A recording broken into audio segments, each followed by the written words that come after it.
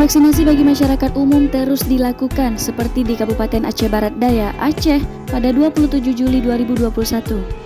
Vaksinasi massal digelar hingga ke desa untuk menjangkau warga yang sulit mendapatkan vaksinasi.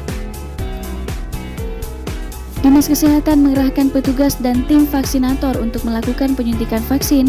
Mereka diturunkan ke desa bahkan pasar guna menjangkau warga umum yang belum divaksin. Vaksinasi COVID-19 bagi warga berlangsung di sejumlah titik, seperti kantor Desa Blangpidi pun disulap menjadi tempat vaksinasi untuk warga dan pedagang yang berada di sekitar pasar.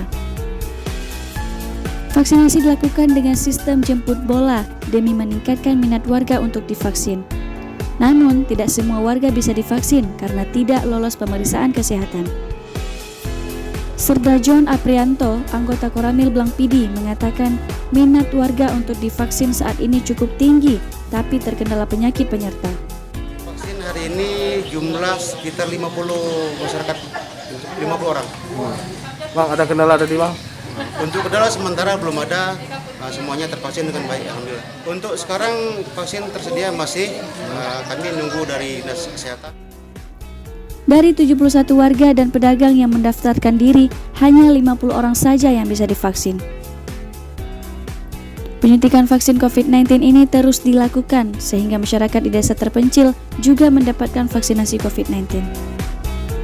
Supriyadi, Aceh Barat Daya, Aceh.